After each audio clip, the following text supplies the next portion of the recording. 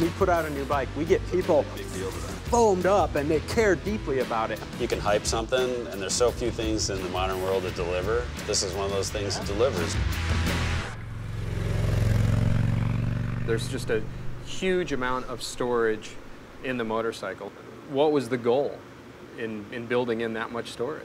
Be class leading, definitely. I mean, not even, we didn't want anybody to even be close to us as far as that. You kind of go out there and see where everybody else is at and say, how can we win? So we just made the biggest saddlebags possible, the largest trunk in the world, and put it all on one motorcycle. So the whole package is there.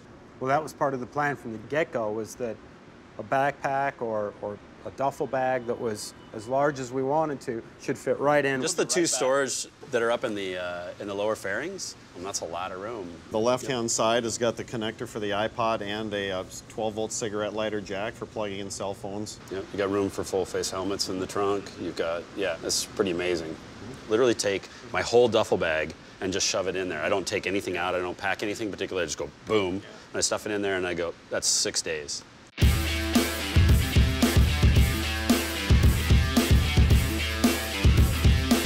Got a cable hanging in front of the... It's all right, it's covering up my eyebrow hair. We're trying to make the most comfortable bike in our lineup, you know, it's very geared up for touring. You know, so I mean, you know, the certain, you know, we wanted certain amount of, you know, seat form, you know, the width of the seats, you know, the location, ergonomics, everything. You got huge footboards, you got loads of feet positions. The fact that you got some flat room on the seat to go back and forth, you know, it's a good high mileage bike. There seems to me to be a lot of room from like the passenger's back to the rider's back. That's very different from our cockpit compared to some of our competitors. There is a substantial amount of room, even for the passenger to go move fore and aft in the back. That's a big deal. Yeah. You're never cramped. You've got a little more room to move around. And then the passenger has now adjustable floorboards. That's a new feature on the cross-country touring. It's a standard feature. On the cross-country tour, you guys are introducing a new air management system. Tell us about what the Victory Comfort Control system is all about, how it works, and what does it ultimately mean for the rider? Say it's cold in the morning, 30 degrees, and you're in some high elevation. You can shut those lower deflectors and twist down the uppers, and basically you're in a cocoon. You're in your own wind-free motorcycle ride, right? And then as the temperature rises and it's 70, 80 degrees, and you want to cool off, you can flip these and adjust them, and it's just like you were on a bike without a fairing. Behind the windshield in the front of the cross-country, there's a little opening that lets the air up behind the windshield. We found that made a huge difference to the airflow and kicked the air up higher. On the cross-country tour, we've got the tall windshield as a standard windshield on that bike. We couldn't make it any taller. We couldn't make it any wider. We couldn't make it any more stock than it is. If you ride maybe up in the mountains or by the coast where it gets colder, or you're going to be doing a lot of riding in rain, then the full cross-country tour is going to be what you need. Riding home, there was a herd of deer, and I had to do a slalom through deer about 40 miles an hour. Boom, boom, boom, and I came through, and it was like I had to actually pull over and look back because I didn't believe I'd just done it. Were the deer, they were like applauding? Yeah, they did. Thanks. Well, let's talk about some stuff on the new cross-country tour. Tell us a little bit about the engine performance and its actual use on the road. Okay, well, we've got a lot of torque because we use modern technology, 4 valves per cylinder, air oil cooling, lets us cool the hottest part of the engine. If you want to pass somebody, you don't have to drop it down to 4th gear, 3rd gear, and redline the thing. You just roll on, and then from 2,000 RPM coming up all the way through the range, it's just a fairly flat torque curve, pulls right through. Passing, 5th gear, 6th gear roll-ons, fully capable. You look back and all the guys on the competitive are like a quarter mile, half mile back. You're like, what happened? I thought we were having fun here. Got the counterbalanced engine, so we mount it rigidly. It makes for a very rigid chassis. We've got more than adequate lean angle on the cross bikes. All of our bikes. 31 degrees soft. And That's a lot.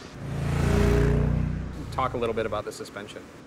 Well, we chose to make it air adjustable, so it's very easy. You can, just small pump, easy to carry with you. You can adjust your suspension when you load up the bike.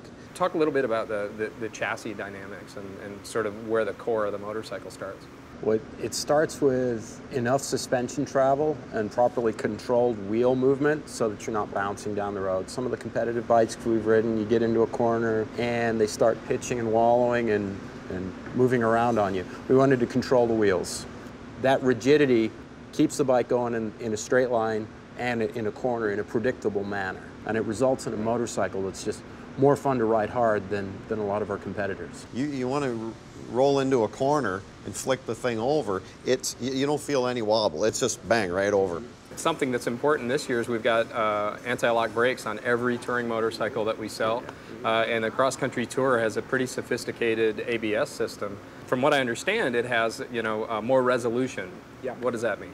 Basically, the ABS system is only as good as the size and the number of teeth on the tone ring. Ours has got tons of teeth. The ABS system, like on cars, is in there monitoring wheel lockup and preventing the lockup from happening, helping you recover traction. That's what keeps the bike upright if you're in a lockup situation and pointed where you're steering. More resolution on what's happening at your tire contact patch with the road means for better control. You have a really different relationship with your bike when it's that reliable. I mean, the idea of putting it away in the winter, you fog it, you change the oil, you hook it up to the battery tender, and in the spring, take that stuff off and you just ride the snot out of it all summer long.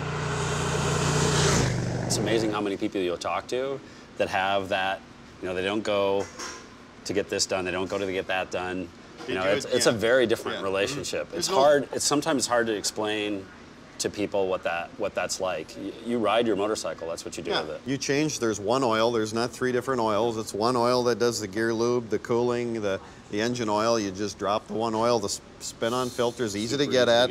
Doesn't run all over all your motorcycle. It's right at the bottom of the engine where it should be. It drains into the drain pan. It's really easy to take the bags off with the quarter turns. That's a very simple thing. They sit right on top of a specially built pad on top of the exhaust. Then being able to take the top trunk off, those things make a really big difference, not only in how you keep your motorcycle clean, but also how you can convert it real quick to if you don't want to ride with that stuff on there at a day in Sturgis or something. The style of the lowers and the trunk and the stuff we've added, actually the bike looks like a work of art. We could just make this bag as big as possible, but how does it actually tie in with the rest of the design?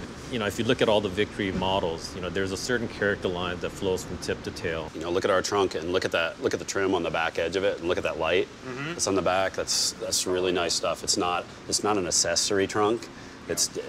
We developed that at the same time, and that was a program by itself. There's a lot of thought in that. We always talk about, as Mike alluded to a little earlier, long and low integrated forms. We like that. We like lines that travel through the bike, so it's not so much a individual tank, seat, rear fender. We like to see some flow from the front end of the bike to the back, so it's a unified piece. We talk about having distinctive signature lighting. That's got a really beautiful rear light with a multi-element LED. It's very distinctive at night. We try to do that with all of our bikes.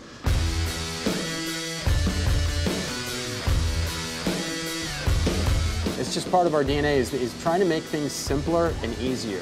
I think everybody's going to appreciate being able to pack it. Everybody's going to appreciate the low maintenance. I feel really strongly about the manners. I think that people are just going to feel that it's a really great bike to ride. I rode long distances and twisty roads. I wouldn't want to be on any other motorcycle. That's what people are going to do. They're going to gravitate towards it, and they're going to talk about it, and now all their buddies are going to be jealous, and they're going to want one too.